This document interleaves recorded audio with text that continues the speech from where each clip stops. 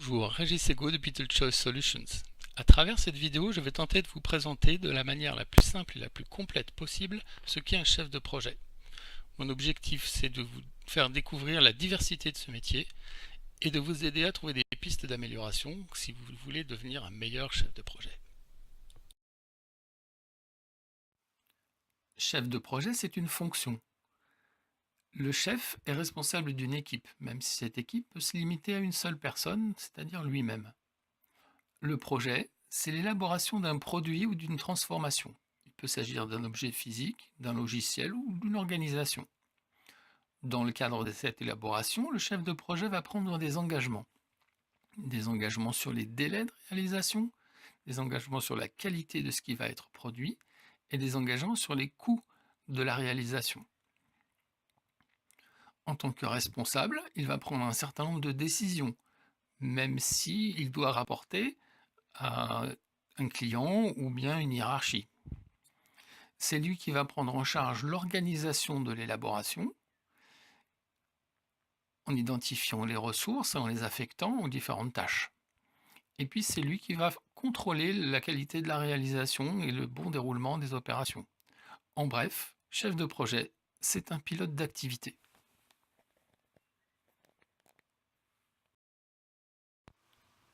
Le chef de projet est à la tête d'une équipe chargée de la réalisation des projets et des transformations. Il peut participer à la réalisation, mais a priori, ça ne fait pas partie de ses fonctions qui sont des fonctions qui entourent cette réalisation. Alors, quelles sont-elles? La première consiste à planifier ce qui va être réalisé, c'est-à-dire prendre en considération les connaissances, les compétences, les modifications demandées et organiser la réalisation. On pense souvent à planning dans planifier, mais en fait, ce n'est qu'une partie des tâches de planification.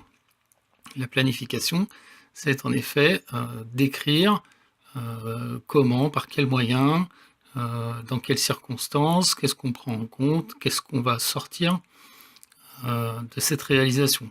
Et donc les livrables, les produits de cette fonction sont des plans qui incluent la planification temporelle et une base de référence qui va nous permettre de comparer ce qui aura été fait plus tard à ce qui avait été prévu. La deuxième fonction est une fonction de contrôle. Il va contrôler les réalisations, c'est le point d'entrée de cette fonction, et de là, il va pouvoir identifier un certain nombre d'écarts, le but du jeu étant de maîtriser ces écarts à ce qui a effectivement été prévu. La troisième fonction est une fonction de suivi. Il s'agit en fait de gérer des situations où la situation telle qu'elle peut évoluer au fil de la réalisation et de produire en sortie des retours d'expérience que l'on va partager, dont on va profiter.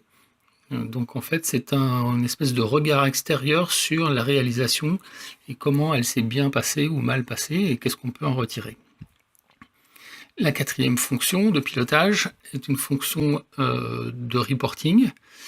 En fait, de l'observation de la réalisation vont sortir un certain nombre de données qui vont pouvoir être enrichies, croisées, et qui vont au final produire des reportings et permettre la communication du chef de projet vers ses clients, vers ses managers, de manière à pouvoir pouvoir faire un bilan de ce qui a été réalisé.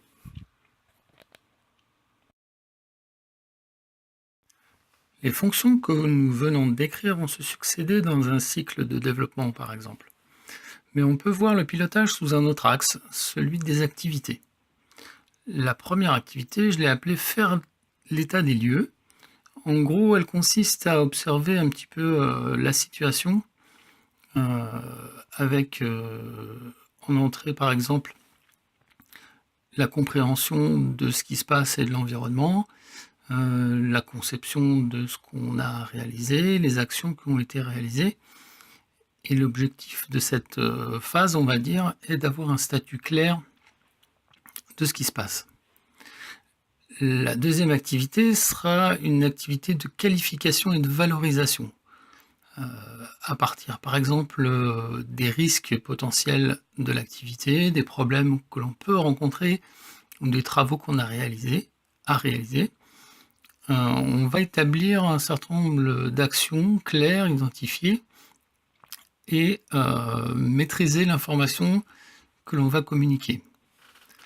La troisième activité est une activité de gestion et de décision. On va avoir en entrée de cette activité des activités réalisées, des décisions à prendre, et cette activité va permettre de produire une planification, un planning, des choses à réaliser. Enfin, une dernière activité sera celle de la documentation et du partage d'informations. Elle va nous permettre de présenter les exigences et les contraintes au travers de ce qu'on a à planifier, et on va produire à partir de là une base des actifs, c'est-à-dire une base des outils et des documents qui vont faire la richesse de notre activité, et puis une base de mesures qui va nous permettre de contrôler cette activité.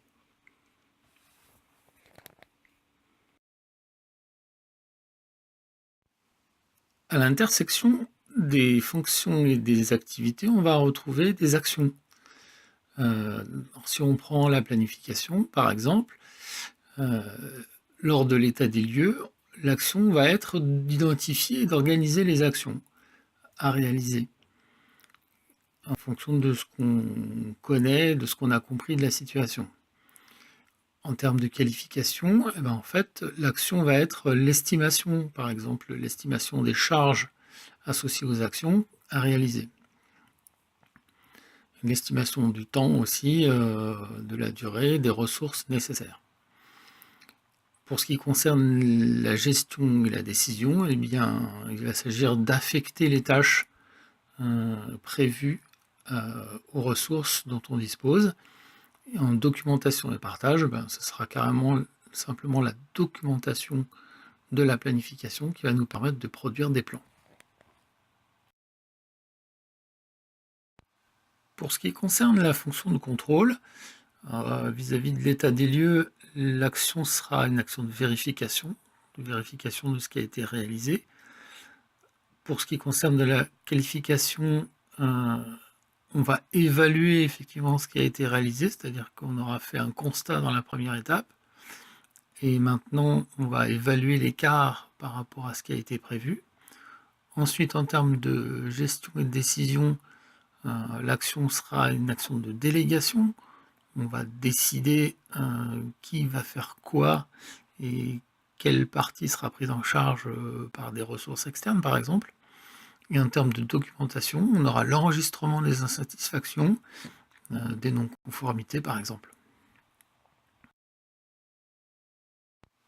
La fonction de suivi, elle, commence par une activité de collecte des avancements pour avoir un aperçu de où est-ce qu'on en est.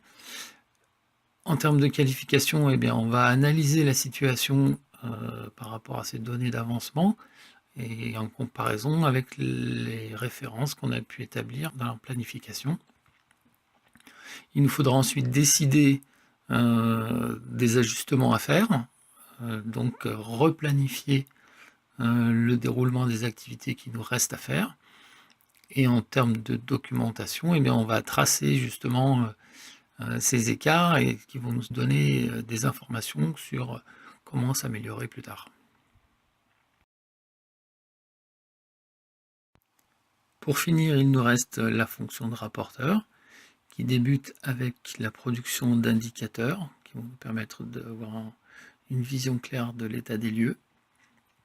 L'analyse de cet état des lieux va nous conduire à pouvoir proposer des choses, des actions. Ces actions vont faire l'objet de prises de décision de notre part où on va pouvoir encadrer ces prises de décision et les guider quand elles vont venir des clients, par exemple. Et pour finir, la documentation, ce sera la consolidation des éléments validés. Ça va se traduire par un reporting par exemple, ou par des spécifications d'un produit en fonction de ce qui aura été décidé, des choix qui auront été faits par notre client. Voilà, vous avez maintenant une vision complète des activités du chef de projet. Chaque savoir-faire présenté pourrait faire l'objet d'une vidéo à lui seul et se raccroche à des bonnes pratiques qui peuvent être acquises et développées. Voilà, j'espère que maintenant vous avez une vision claire de ce qu'est un chef de projet. D'autres vidéos vous présenteront plus en détail certains aspects. Sur BeetleChoice.com, BeetleChoice Solutions vous présentera ses services, ses formations, ses informations pour vous accompagner dans la gestion de projet, la gestion de la qualité, l'amélioration continue en tant que chef de projet ou en tant qu'organisation, si vous souhaitez vous transformer, vous améliorer. Voilà, à bientôt.